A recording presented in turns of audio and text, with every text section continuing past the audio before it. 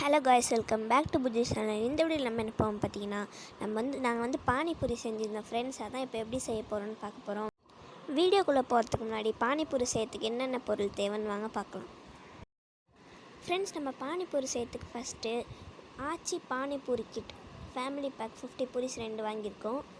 அப்புறம் gold winner 1/2 litre, அப்புறம் கொஞ்சம் ஒரு ஜல்லி கரண்டி, அப்புறம் கொஞ்சம் எக்ஸ்ட்ரா பூரி.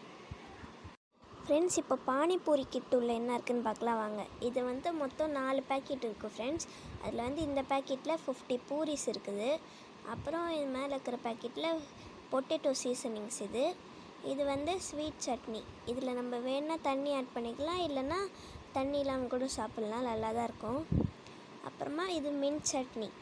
இதில் வந்து 250 ml வாட்டர் சேர்த்துக்கணும். இதுதான் அது ஃப்ரெண்ட்ஸ். இப்போ எண்ணெயை கடாயில் ஊற்றி எண்ணெயை காய வச்சுக்கலாம்.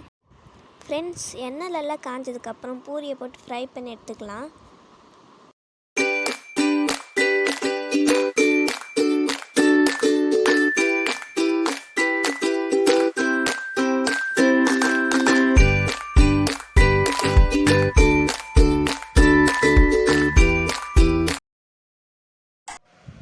ஃப்ரெண்ட்ஸ், அப்புறம் கொஞ்சம் பொட்டேட்டோஸ் எடுத்து வேக வச்சுட்டு அதோட தோலை உரிச்சிட்டு அப்புறம் எங்களை மாதிரி நல்லா ஸ்மாஷ் பண்ணிக்கோங்க பொட்டேட்டோவை.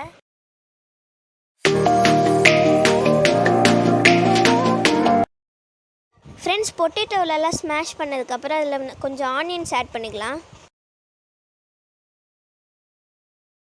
ஃப்ரெண்ட்ஸ், பொட்டேட்டோவில் ஆனியன்ஸ் ஆட் பண்ணதுக்கப்புறம் அதில் பொட்டேட்டோ சீசனிங் ஆட் பண்ணிக்கலாம். ஃப்ரெண்ட்ஸ், பொட்டேட்டோ சீசனிங் ஆட் பண்ணதுக்கப்புறம் அதில் கொஞ்சம் சால்ட் ஆட் பண்ணிக்கலாம். ஃப்ரெண்ட்ஸ், அதுக்கப்புறம் ஹாட் வாட்டரில் மின்ட் சட்னி ஆட் பண்ணிக்கலாம்.